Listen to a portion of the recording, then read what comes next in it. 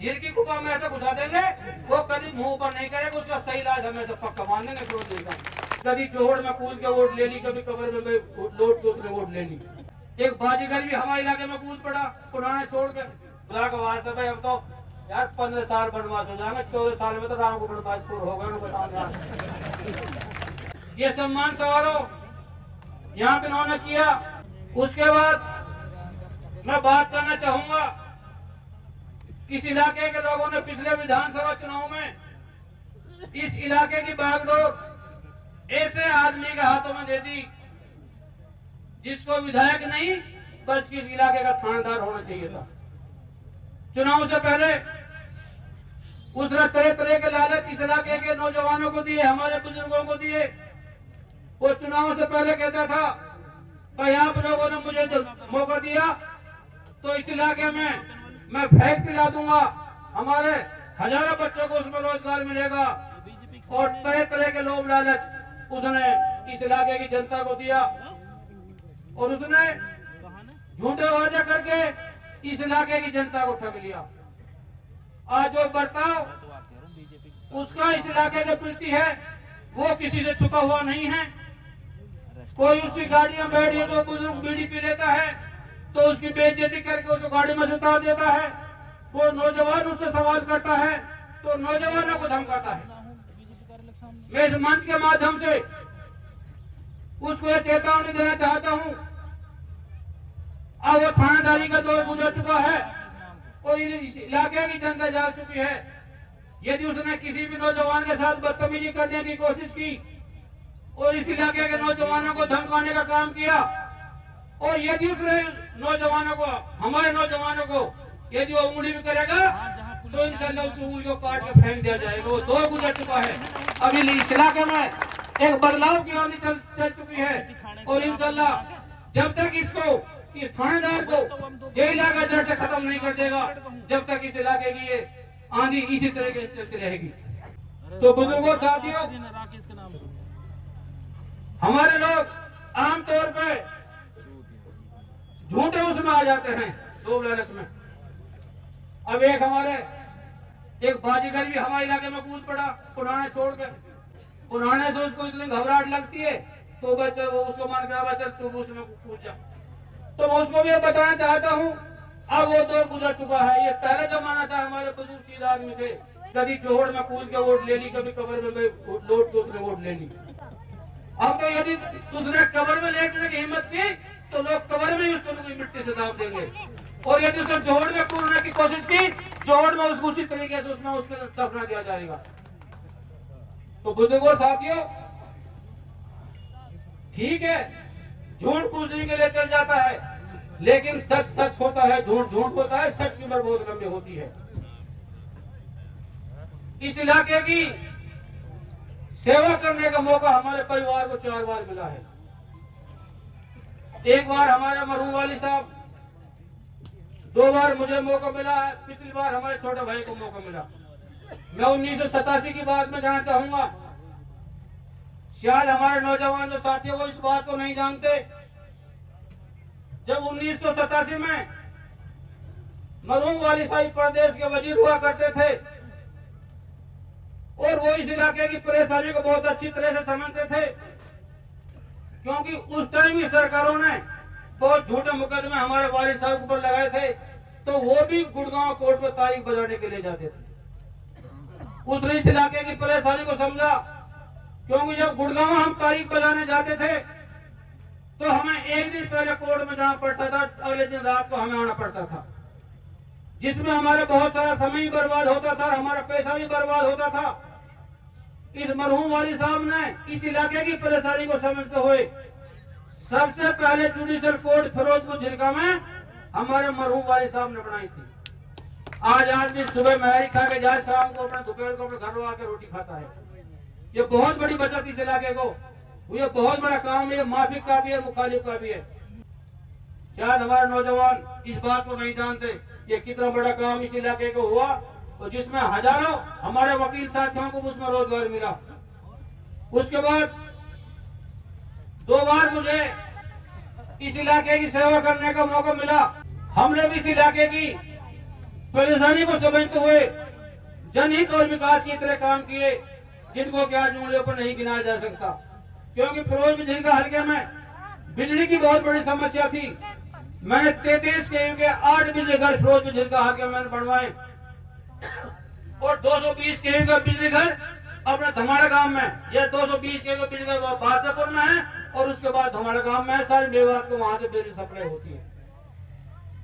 लेकिन दुख होता है जब हमारे साथी, हमारे बुजुर्ग झूठे उसमें आ जाते हैं प्रलोभन में। आज 15 साल हो चुके, हमारा इलाका विकास के मामले में बहुत पिछड़ चुका है। अब जिस साथी ने पिछले चुनाव में लक्ष्यदार भाषण देके अपनी बागडोर यहाँ की संभाली, और वो उस टाइम कहता था कि मैं इस इलाके से भ्रष्टाचार को खत्म कर दूंगा। आज मेरे हिसाब से नरेगा के काम उसका भाई करता है, नरेगा का काम खुद करता है, और उसने एक मिक्सचर प्लांट भी लगा रखा है। यदि उस मिक्सचर प्लांट की क्वालिटी चेक कराई जाए तो मेरे हिसाब से 0 क्वालिटी उस मिक्सचर प्लांट में उसमें आएगी। मैं इस मंच के माध्यम से उसको ये भी कहना चाहता हूं, आज लगभग 3.5 साल उसको इस इलाके में बने हुए हो गए। वो एक पत्थर पूरे इलाके में बता दे, मैं उसका गुलाम बन जाऊंगा हमेशा हमेशा के लिए। पूरे गांव में, पूरे इलाके में एक पत्थर बता दे अपने लगा उड़ो। और उसने अपने लालच के लिए नरेगा का करप्शन का मुद्दा विधानसभा में उठाया, जिसमें हमारे 5 साथियों को बर्खास्त करने का काम उसने किया बजाय नौकरी देने के। सिर्फ इसलिए पर नरेगा काम मैं करूं, इस इलाके की लूट खसोट मैं करूं, सब पे लगाम लगे, प्रेशर बढ़ाने के लिए उसने मुद्दा उठाया। और उसी का नतीजा है कि आज पूरा हरियाणा के सरपंचों जो मार पड़ी है, वो विधानसभा में उसने मुद्दा उठाया, उसकी मार पड़ रही है। तो साथियों, मैं ज्यादा लंबा वक्त आप लोगों को नहीं लूंगा। आप बहुत लंबे समय से आप यहाँ पे बैठे हैं। अभी बात चली थी चुनाव के बारे में। ये तो भाई हालात होते हैं। पिछली बार टिकट कटा हमारा, और भाई यह भाई को पुराना टिकट कटो बीजेपी को, हमारा कटो कांग्रेस को। तो चलो हमने सोचा भाई चलो लोगों को हमारे कांग्रेस को देने का था, चलो भाई एक चुनाव भाई हम चलो पुराना के निकाल लेंगे भाई, इसमें चलो चुनाव छोड़ना पड़ेगा। लेकिन अल्लाह ताला के वो मंजूर नहीं तो वो चुनाव रह गया। ये मैं मानता हूं कि जिंदगी की बहुत बड़ी गलती, हमने चुनाव लड़के बहुत बड़ी गलती की है। पूरी जिंदगी इसके लिए पिसता जाए तो भाई जब भी उसकी पूर्ति नहीं हो सकती।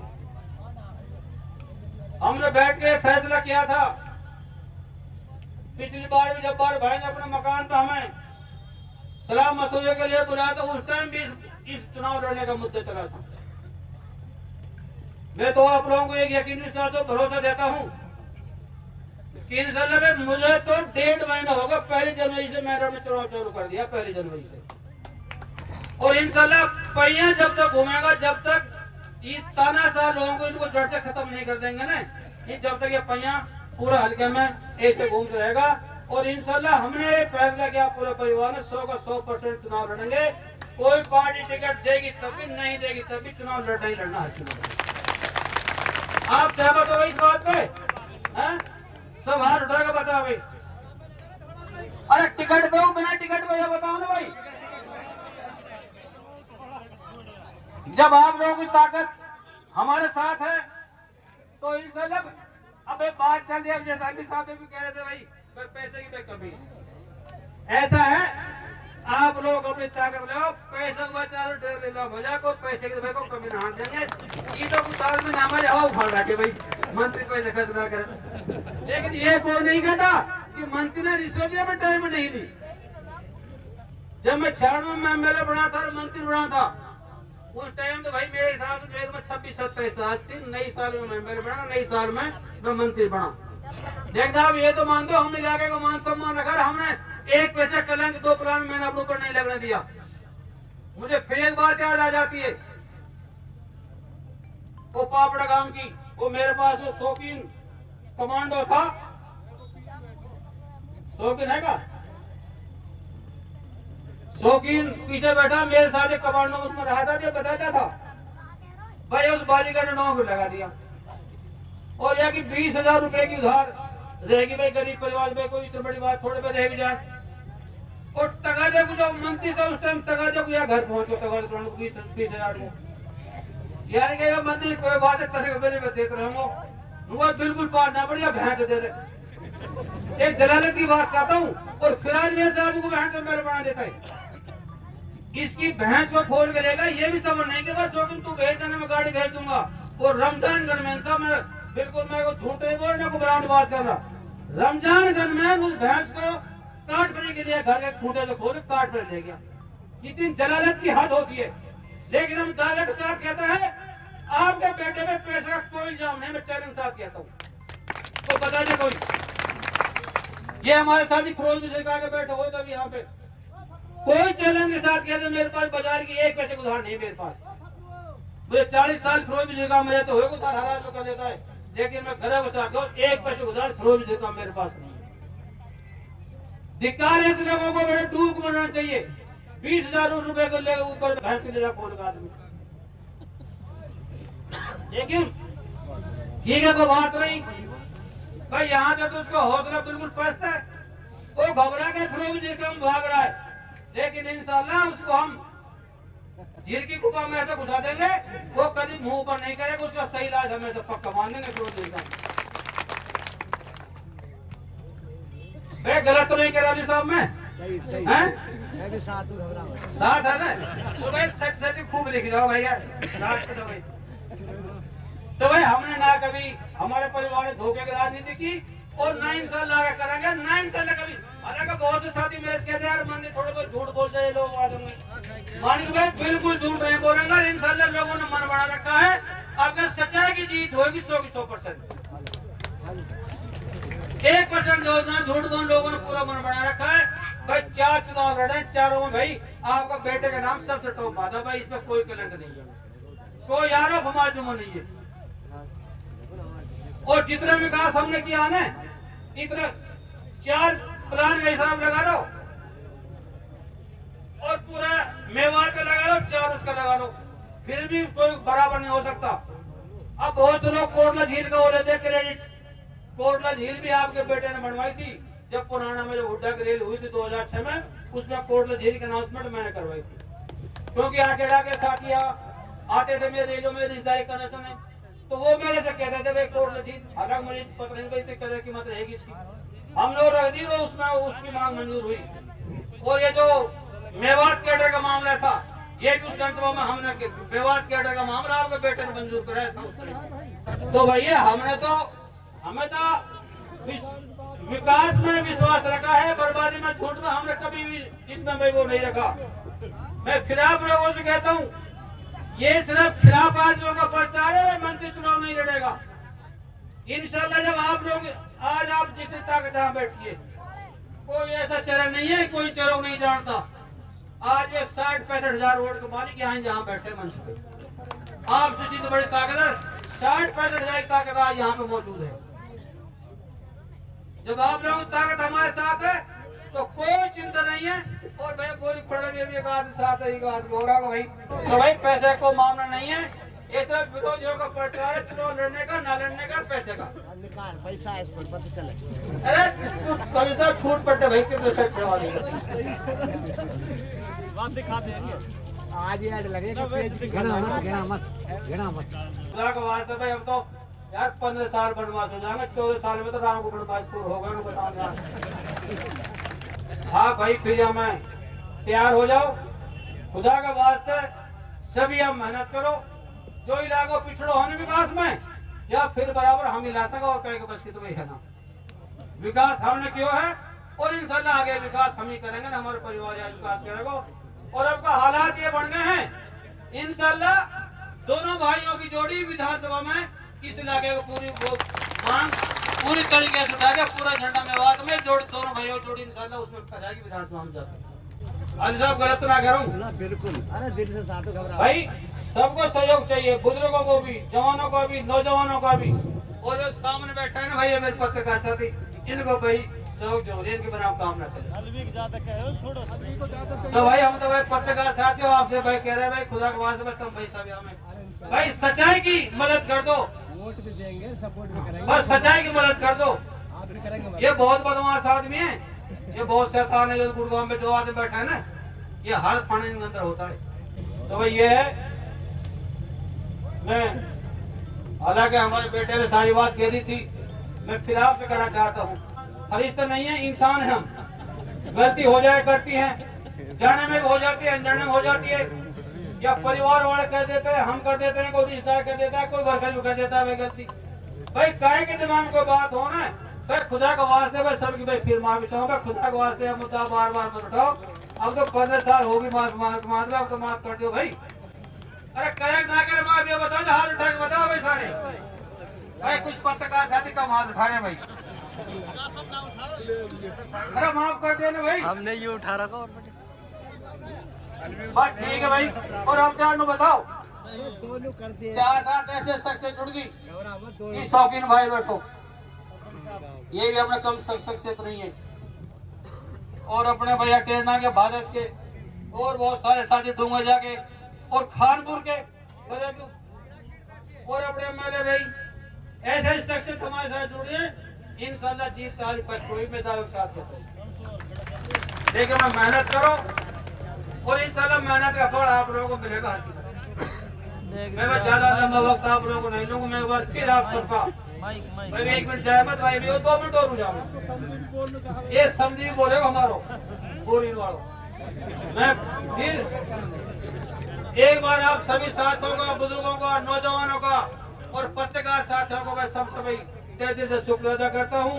और जिन्होंने कार्यक्रम आयोजित किया है उनका भी मैं तहे दिल से शुक्र अदा करता हूँ। और आपको ये यकीन विश्वास और भरोसा देता हूँ भाई, जिस उम्मीद के साथ आप लोगों ने पगड़ी मेरे सिर पर बांधी है, पगड़ी की बहुत बड़ी कीमत होती है। समझे तो ना समझे तो भाई 100 रुपये में 50 में दुकानों को तेरे मिल जाती है। मैं तो सारी 36 विराय सामने वादा करता हूँ भाई, जिस उम्मीद के साथ आप लोगों ने, इस गांव वालों ने इलाके की तरफ से पगड़ी मेरे सिर पे बांधी है, इंशाल्लाह इस पगड़ी की लाज रखूंगा, इस पगड़ी की लाज में पिटने नहीं दूंगा। और इस इलाकों के हकों की लड़ाई लड़ते हुए मुझे अपने में अपने परिवार की जान कुर्बान करनी पड़ेगी इन जालिमों से छुटकारा दिलाने के लिए। तो आजाद मोहम्मद एक सेकंड उस पर नहीं हिचकेगा, अपने पूरे परिवार को उस पर बिल्कुल काट देगा, बिल्कुल नहीं हटेंगे। और मैं 1.5 साल ऐसे घूमे, कोई दिक्कत नहीं।